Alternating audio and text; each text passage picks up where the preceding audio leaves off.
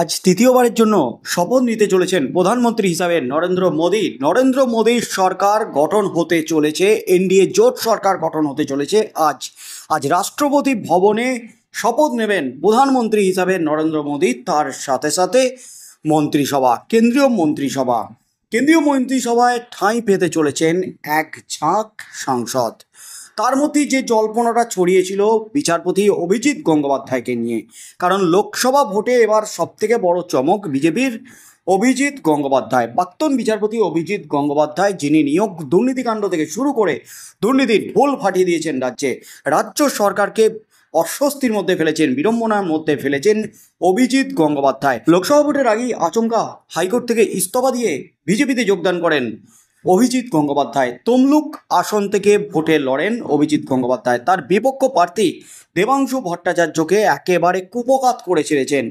প্রায় 70,000-এরও বেশি ভোটে হারিয়েছেন দেবাংশু ভট্টাচার্যকে। তাই এবার কেন্দ্রীয় মন্ত্রিসভায় অভিজিৎ গঙ্গোপাধ্যায় ঠাঁই পেতে চলেছেন এমন জল্পনা উসকে গেছে গোটা রাজ্য তথা গোটা দেশ জুড়ে। আর আজ মন্ত্রিসভা গঠনের আগে, শপথের আগেই কিন্তু তোলপাড় একেবারে অভিজিৎ গঙ্গোপাধ্যায়কে ফোনের পরই কিন্তু ঘুরে গেল খেলা। কোন মন্ত্রিত্বের দায়িত্ব পেতে চলেছেন বিচারপতি অভিজিৎ গঙ্গোপাধ্যায়?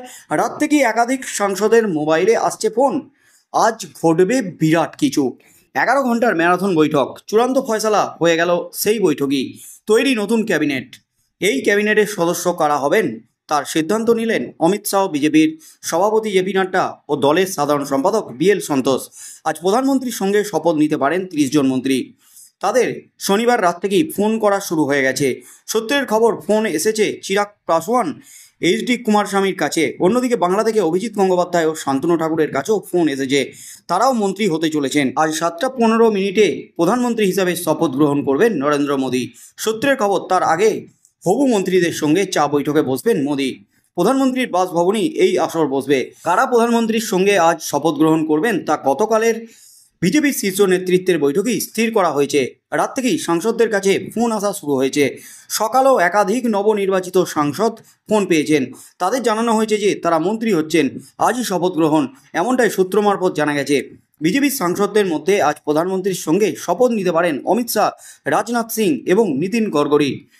তাদের মন্ত্রকও পরিবর্তন হচ্ছে না, অর্থাৎ অমিত শাহ স্বরাষ্ট্রমন্ত্রী, রাজনাথ সিং প্রতিরক্ষা মন্ত্রী এবং নীতিন গডকরি কেন্দ্রীয় সড়ক ও পরিবহন মন্ত্রী থাকছেন।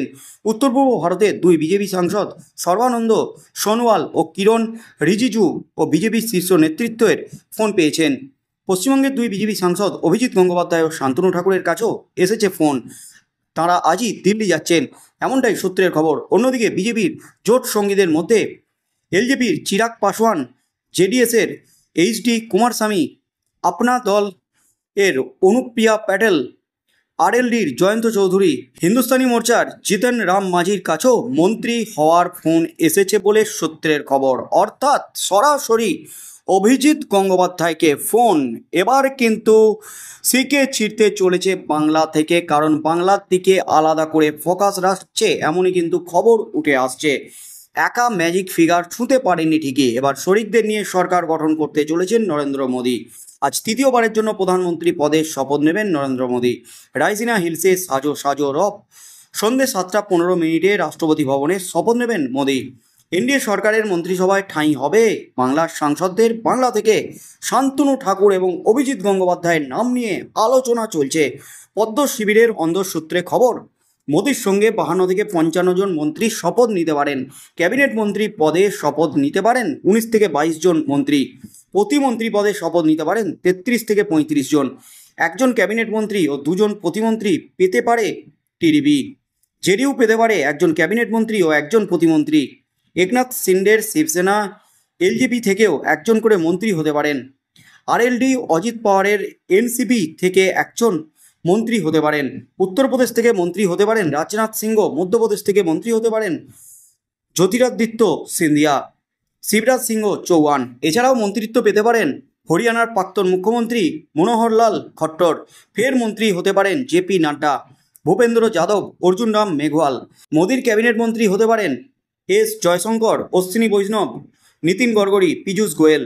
এদিকে মোদির এই শপথ গ্রহণ অনুষ্ঠানে যোগ দেবেন বাংলাদেশের প্রধানমন্ত্রী শেখ হাসিনা ছাড়াও আমন্ত্রিত শ্রীলঙ্কা, মলদ্বীপের প্রেসিডেন্ট, আমন্ত্রিত নেপাল, ভুটান, এমনকি মরিশাসের প্রধানমন্ত্রীকেও আমন্ত্রণ জানানো হয়েছে। শপথ গ্রহণের পরে রাষ্ট্রপতি ভবনে আয়োজন করা হয়েছে বিরাট নৈশ ভোজের। আর তার মধ্যেই কিন্তু গুরুত্বপূর্ণ মন্ত্রিত্ব বাংলার ঝুলিতে অভিজিৎ গঙ্গোপাধ্যায় এবং শান্তনু ঠাকুরকে সরাসরি ফোন। মন্ত্রী হচ্ছেন অভিজিৎ গঙ্গোপাধ্যায় এবং শান্তনু ঠাকুর। অবশেষে সিলমোহর প্রধানমন্ত্রীর। শান্তনু ঠাকুর এবং অভিজিৎ গঙ্গোপাধ্যায়কে নিয়ে ইতিমধ্যেই জল্পনা শুরু হয়ে গেছে। তমলুকের এবারের সাংসদ অভিজিৎ গঙ্গোপাধ্যায়। অভিজিৎ গঙ্গোপাধ্যায়ের দিকে, তমলুকের দিকে চোখ ছিল গোটা দেশ তথা গোটা রাজ্যের। অন্যদিকে বিপুল ভোটে জয়ী হয়ে বনগাঁর নতুন সাংসদ শান্তনু ঠাকুর। তারপর থেকেই অভিজিৎ ও শান্তনুর মন্ত্রিত্ব নিয়ে জল্পনা শুরু হয়েছে। দিল্লি থেকে ফোনও এসে গেছে এই সাংসদদের কাছে। মাতোয়া সম্প্রদায়ের ভোট ব্যাংক ধরে রেখেছেন শান্তনু ঠাকুর, তাই শান্তনু ঠাকুর মন্ত্রী হতে চলেছেন। এছাড়াও মন্ত্রী হচ্ছেন অভিজিৎ গঙ্গোপাধ্যায়। যেটা খবর উঠে আসছে শেষ পর্যন্ত আইনমন্ত্রী হতে চলেছেন অভিজিৎ গঙ্গোপাধ্যায়।